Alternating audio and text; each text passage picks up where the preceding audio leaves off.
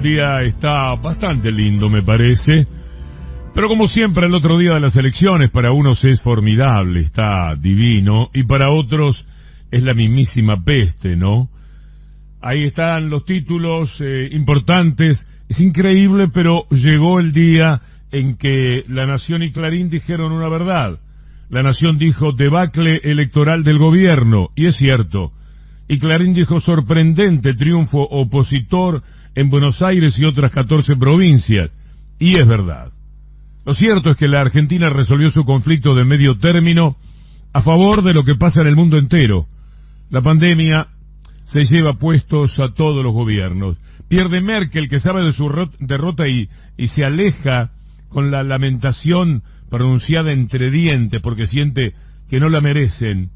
Sufre Macron lo indecible, pierde plebiscito el gobierno de México, cae Piñera, cayó Trump, cae Bolsonaro, gana Vox, la caída brutal de las clases medias en el mundo entero, la marginación, bueno, todo eso.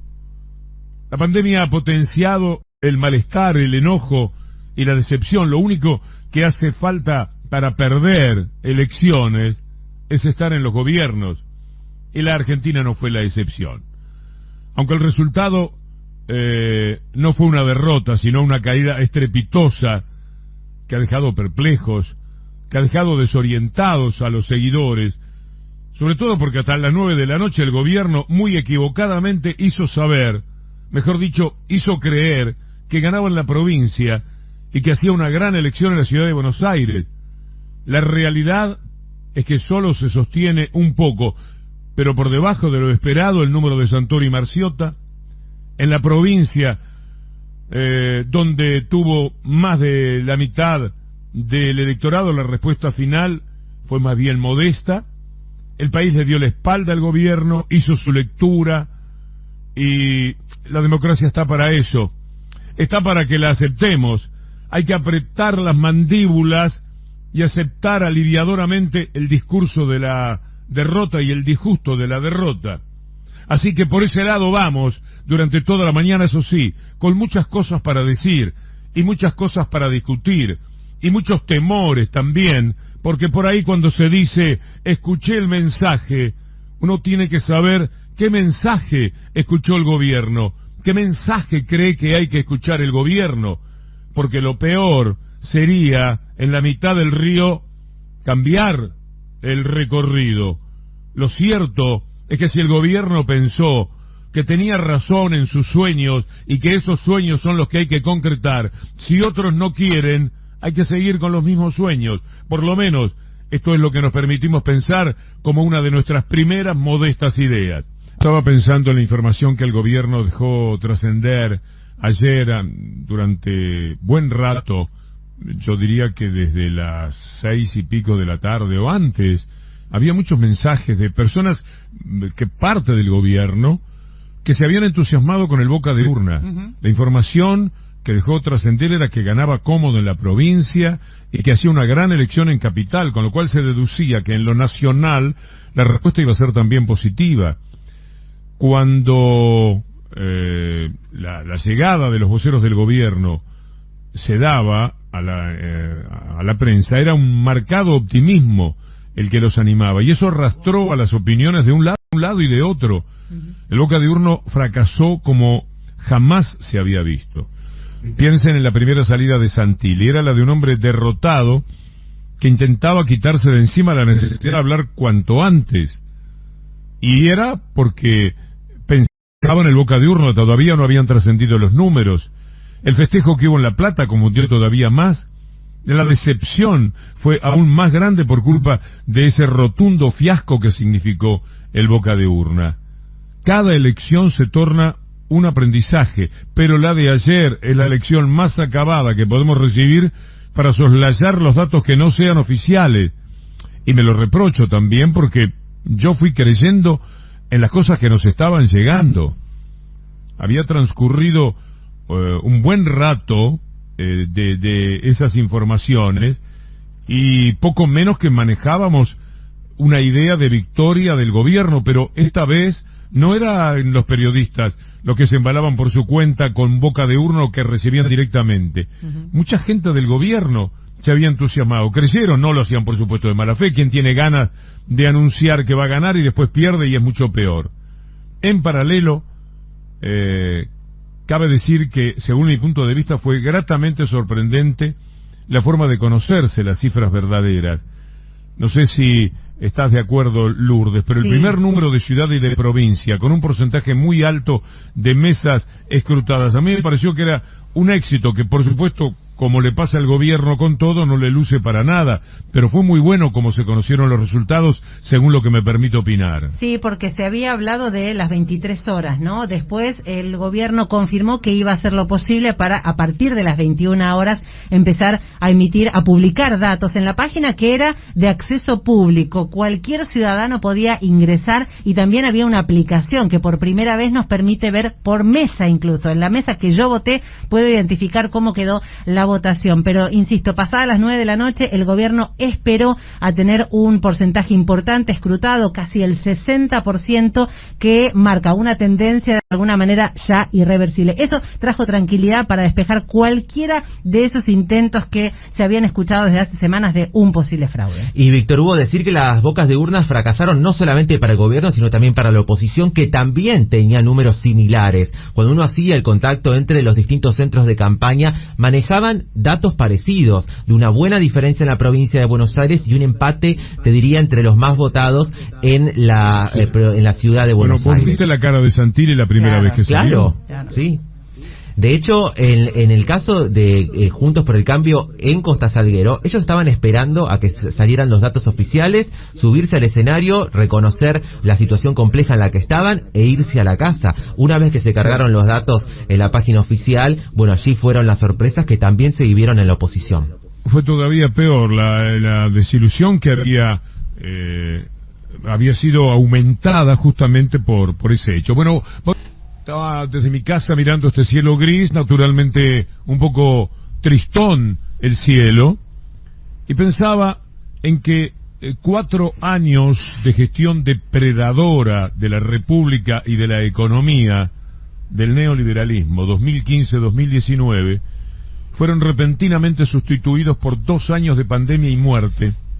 La devastación que nos dejó a oscuras al cabo de 4 años neoliberales vivió tranquilamente el privilegio del olvido. La lectura no es fácil, porque el territorio tiene una diversidad electoral que confunde, pero la primera y certera lectura es que al gobierno le fue muy mal. Es injusto, pero es la realidad de la democracia y hay que bancársela. Una democracia opacada por el periodismo basura, una democracia acechada por el ascenso brutal de la derecha Trump, Bolsonaro, Bullrich, Milei, del mundo entero, pero que siempre esa democracia es lo único que tendremos a mano para modificar la realidad que nos abruma y que de veras destruye al mundo. Bueno, lo grave para el gobierno es que si el panorama se repite en noviembre, cuando son las elecciones reales, le va a ser muy difícil gobernar, porque está perdiendo representación en el Congreso y la oposición gana bancas. Bueno, de aquí a 2 meses puede mejorar algunos indicadores económicos, pero ¿eso será percibido con rapidez para hacer ese cambio de humor en la sociedad, el del que hablaba el presidente Alberto Fernández el día de ayer? Han estado confrontando realidades muy plausibles del gobierno, como su trabajo en el terreno de la salud, como mencionaba recién Fernando, la forma ejemplar también de enfrentar la pandemia. Pero lo que sucede, Víctor Hugo, es que al mismo tiempo el gobierno se hizo cargo de toda la malaria económica de los encierros que salvaban vidas, pero que fastidiaban a muchos sectores. Sí, y sumo como reflexión algo que venía charlando con Cintia García fuera del aire, y intercambios que uno hace, ¿no? Tomo, en este momento, Víctor Hugo, tomo una frase tuya que es cuando uno agradece ser parte de un programa de radio en estos días, porque hoy es el día para estas reflexiones y este análisis, y a partir de mañana, lo que vos decías al principio del programa, ¿no? Seguir dando pelea por lo que hay que dar pelea. Ahora digo, no me olvido de la foto, La foto ayer estuvo en la urna. La foto ayer estuvo en la urna, le guste a quien le guste. La carne picada a 1.000 pesos, porque no pudiste en 1 año y medio lograr controlar los precios, ayer estuvo en la urna, Tiene razón esto cuando lo hablábamos con Cintia. El IFE 3, que nunca apareció, Uno celebra el estado presente que estuvo con este gobierno, pero que debió profundizar si no pudo. Quiero decir, en la Argentina hay hambre, y no es culpa de Alberto Fernández, es culpa de Mauricio Macri y de la pandemia. Ahora, evidentemente, todo el esfuerzo que hizo el gobierno fue poco para la sociedad, o no fue el que la sociedad esperaba. Me parece que por lo menos hoy hay que preguntarse eso, ¿no? De cualquier forma, Fernando, yo me revelo, Sí. Ganaron los que atacaron arteramente una cuarentena salvavidas. Ganaron los de las vacunas envenenadas, los quemadores de barbijos, las marchas de odio, los títulos mentirosos, la prepotencia del poder económico arrastrando con sus intereses la neurona de la gente a la que supieron enojar. Ganan los candidatos despreciables tipo Trump, gana la mentira, gana la versión sesgada y estupidizante de la anécdota del churrasco con huevos del presidente y los colores iguales de la provincia de Buenos Aires y Rusia en la campaña de vacunación. Yo me revelo ante eso. Y yo pensaba también, es cierto que uno... yo estoy de acuerdo con que todo lo que hicieron los medios de comunicación y toda una instalación mediática terminó convenciendo a un sector de la sociedad. Pero también quiero decir que Juntos por el Cambio sacó casi la misma cantidad de votos que en el 2019. Que María Eugenia Vidal, en realidad lo que saca Vidal en provincia de Buenos Aires es casi idéntico a lo que saca Manes con Santilli. Ellos no ganaron votos, los perdió el Frente de Todos. Bueno, por supuesto, ¿por qué los perdió? Ahí entra, me parece que es multicausal el por qué los perdió.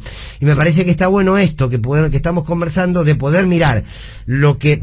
O sea, como en términos futbolísticos, Víctor Hugo, que vos lo sabes mejor que nadie, sería, y el negro también, sería, bueno, los otros también juegan. Sí, claro, los otros jugaron, y jugaron haciendo daño. Ahora, uno también tiene su estrategia. Me parece que el plantearse las dos cosas está bueno. Los gobiernos como el actual, hay que recordar, Fernando, perdieron las elecciones de medio término desde 2005. Sí. Y la esencia de esas elecciones ha sido golpear al gobierno de turno, aunque después en las presidenciales la decisión cambia. Como si el voto fuese más profundo para elegir al Poder Ejecutivo que para elegir diputados. Las preguntas son de toda índole para mí. El gobierno que anoche dijo que va a escuchar, lo dijo, y lo vamos a escuchar enseguida, Alberto Fernández. ¿Qué es lo que va a escuchar? ¿Que hay que tener menos Estado? ¿Que los empresarios pueden echar a sus trabajadores? ¿Que los laburantes pueden ser despedidos sin indemnización? ¿Qué hay que escuchar? ¿Que hay que terminar con los subsidios para los más vulnerables? ¿Que hay que terminar con las retenciones? ¿Que si hay pandemia se ayuda a la muerte y no a la vida? ¿Qué hay que escuchar? ¿Hay algo para escuchar de los que ganaron? ¿Hay algo en lo que ellos dicen que mejore el mundo? ¿Hay algo en lo que ellos dicen que haga más justa la sociedad? ¿Que haga más vivible la vida? Cuando el gobierno dice, escuchamos el mensaje, vamos a ir a lo que dijo Alberto Fernández. ¿Qué mensaje hay en el odio? ¿Qué mensaje hay en el egoísmo? ¿Qué mensaje hay en la desigualdad? ¿Qué mensaje hay en el desprecio por los de abajo? Escuchemos, tomemos nota, pero cuidado con lo que se escucha. Solo queremos la felicidad de nuestro pueblo. Y hemos trabajado denodadamente por eso, pero seguramente ha sido insuficiente. A partir de mañana vamos a trabajar para que en noviembre los argentinos y las argentinas nos acompañen, porque seguimos convencidos que estamos enfrente a dos modelos de país. Un modelo que a todos incluye y un modelo que a millones deja a un costado. Es salir a las calles, volver a recorrer los barrios. No voy a bajar los brazos. Necesito de la ayuda y de la colaboración de cada argentino y de cada argentina. Víctor Hugo, te robo la reflexión de hace un ratito y la voy a sumar a la columna, porque vos sabés que vos estás preguntando algo que es central. ¿Por dónde va a salir el gobierno? ¿Qué es los escuché? Es muy atinado lo que decís, porque la respuesta es, se sale de esto, hagámoslo exageradamente, ¿se sale por derecha o se sale por izquierda?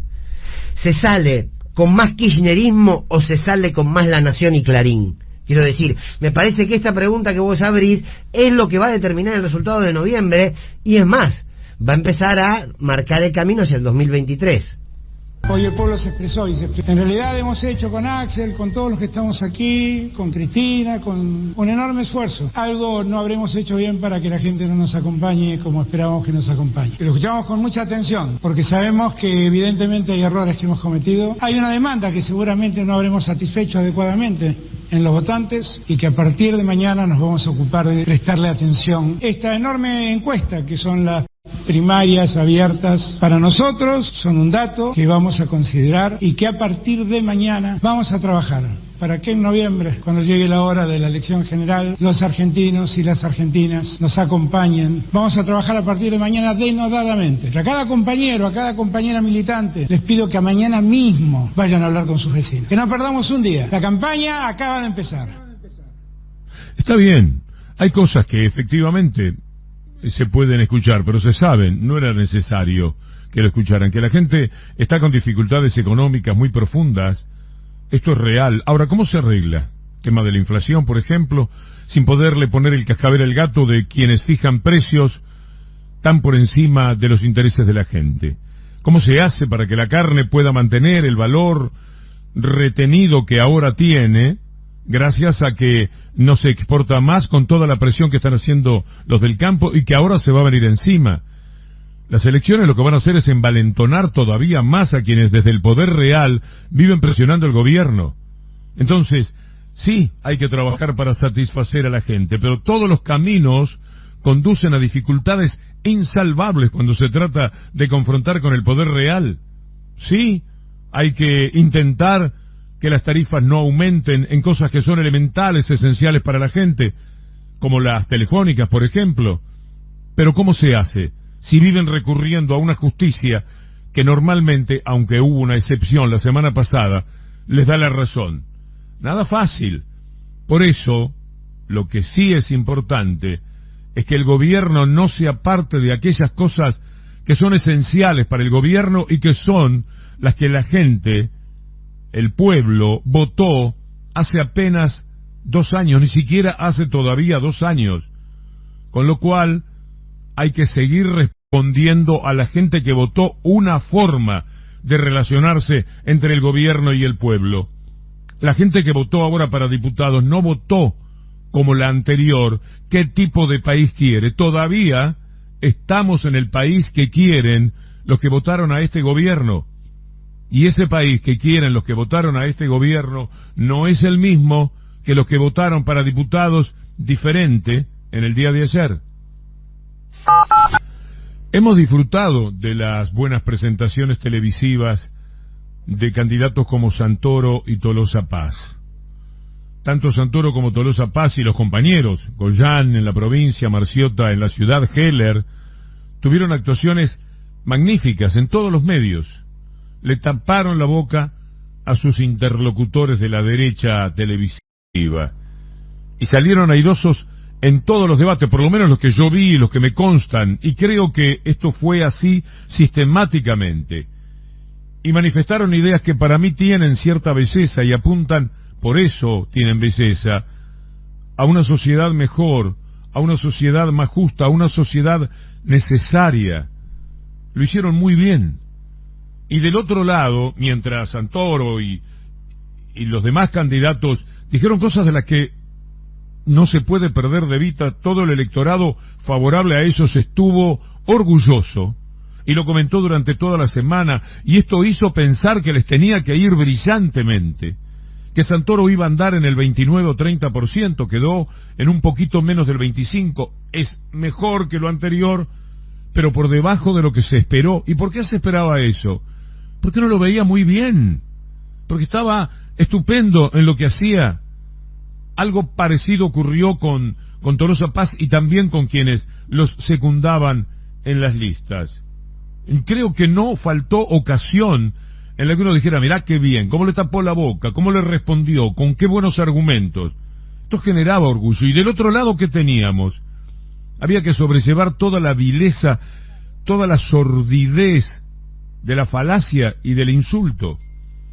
Nos hemos asombrado, pero también ilusionado con la ruindad de los mensajes de esos comunicadores. Si alguien elige lo bueno, pensamos, entendiendo por bueno muchas cosas que tenemos en nuestro corazón, no puede quedarse con eso.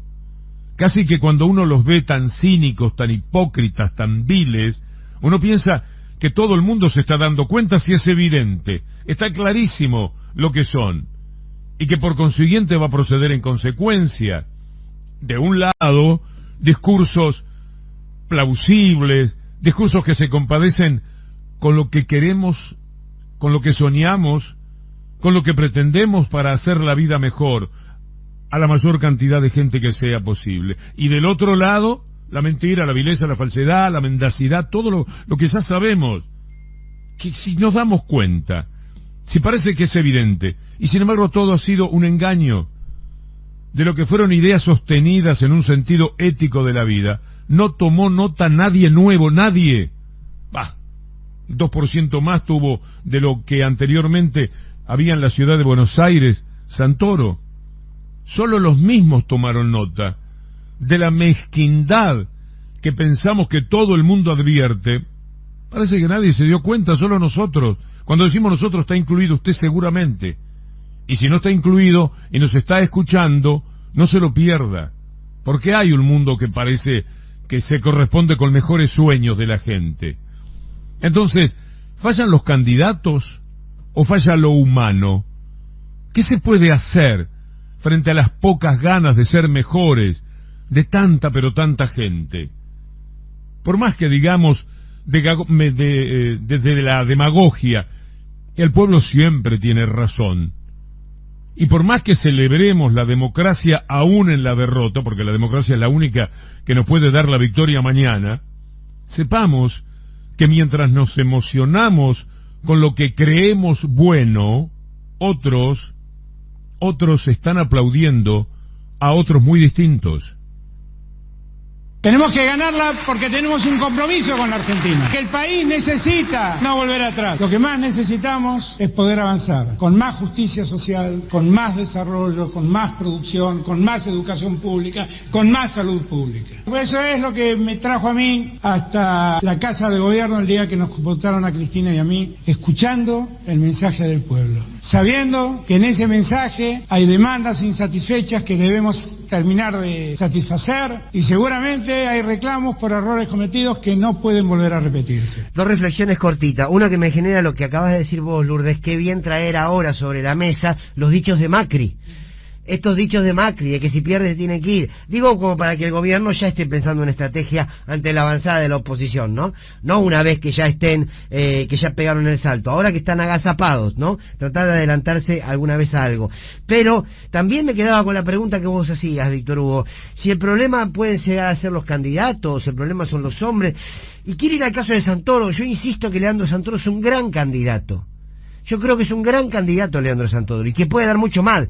El problema es que si no hay épica para defender una gestión de gobierno, no tenés propuesta política. Uno lo escuchaba a Santoro, es brillante escucharlo, la idea de sociedad, la idea de la economía, cómo debe articularse esa economía, que el rol del trabajador, bien, perfecto. Ahora, nos falta, y digo desde el campo nacional y popular, un discurso épico que pueda acallar un relato que estaba vencido.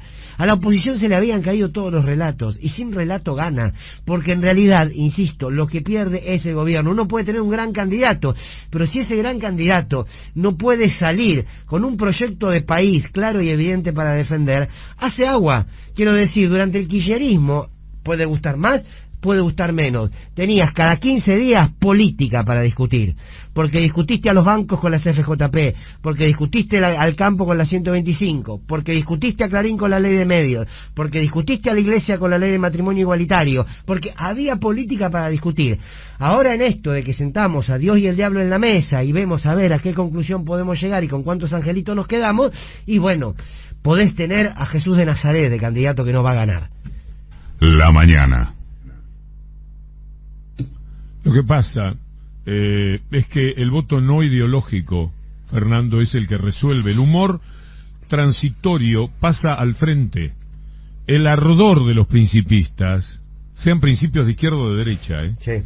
porque ambos ponen mucho ardor, está a merced del que decide con su bolsillo y su conveniencia. A merced, al menos, de lo que cree que le conviene ese otro votante. La mirada es cercana, la perspectiva se pierde en ese votante. La emoción de una idea se desprecia, eso que vos decís, lo épico, sí, claro que lo queremos, pero a ese individuo que va y viene, eso no lo mueve, la idea no le va.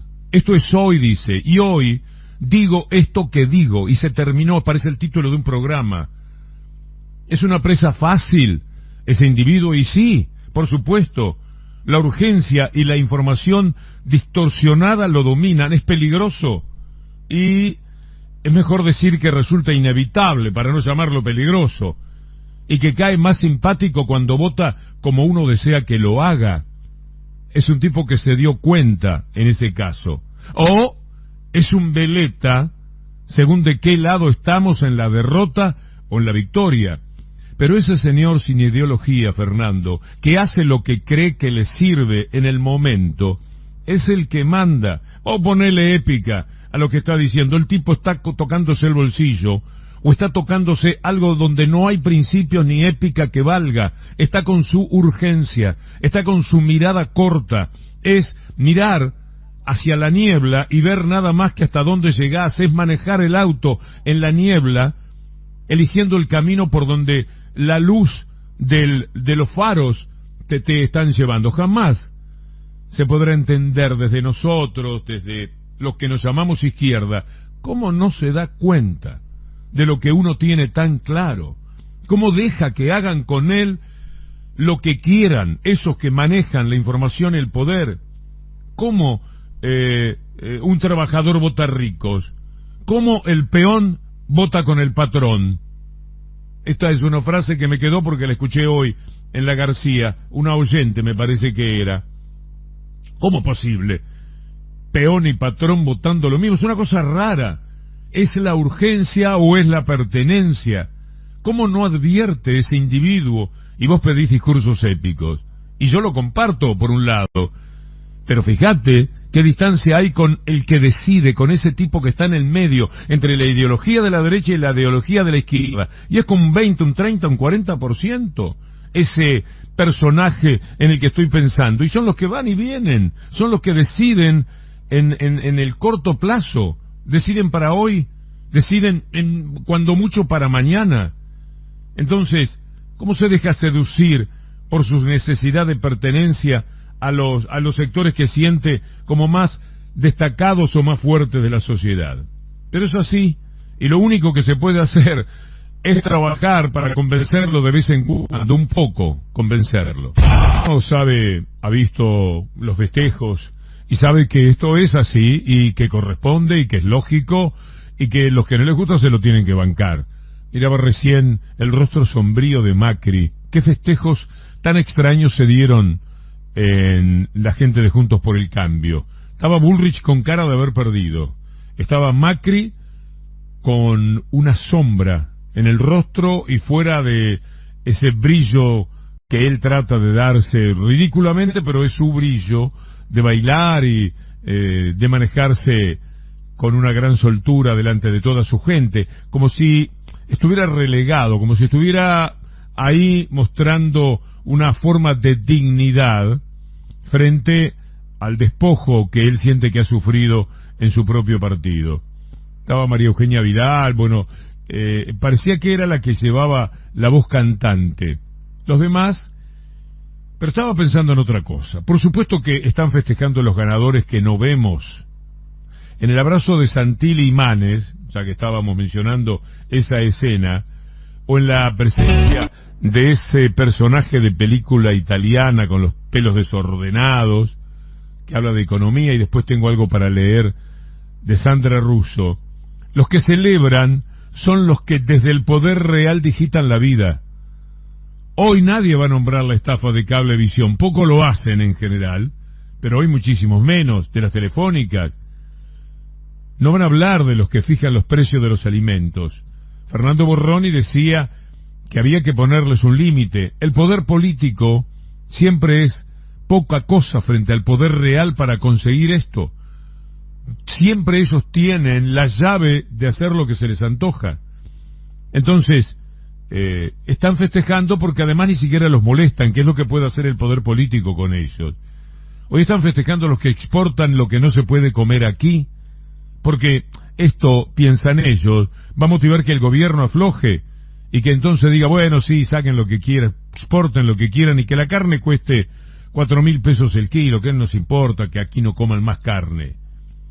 Esa es la pelea. Y están felices aquellos jueces que necesitan un mensaje claro del poder político para poder servir mejor el poder real. Hoy celebra Pepín, el tal Pepín, el Montevideo está feliz de la vida. Celebra Rosenkrantz, un increíble integrante, presidente de la Corte Suprema de Justicia. Hoy celebra Stornelli. Por supuesto, hoy celebra Mañeto, celebra Roca, celebra la sociedad rural, celebran los Aguier, celebran todos aquellos que son manejados como gentiles servidores del periodismo por los mandamases. Es decir, independientemente del rostro sombrío de Macri porque no estaba del todo feliz, de Bullrich porque tenía que pararse detrás de María Eugenia Vidal y todos saben cuánto rechaza a María Eugenia Vidal. Al margen del festejo soso de María Eugenia Vidal con su 33% en una ciudad que es más a la derecha, pero mucho más que el 33%. Bueno, más allá de esos festejos, el abrazo, como decía, de Santil y Manes, está el poder real celebrando, porque el poder político que los enfrenta se debilitó, sienten ellos, y porque están cerca de recuperar en la elección de dentro de 2 años, pasando por la de noviembre, el poder político que cuando les pertenece les permite ya directamente hacer de todo, pero por otra parte, laudado, reconocido por la propia democracia, por los partidos políticos, el partido político que esté en el gobierno, con lo cual hoy es un día de muchísimo festejo.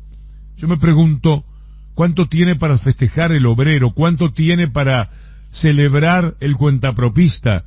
¿Cuánto tiene para mostrar felicidad aquel que está afuera de ese poder real? La mañana.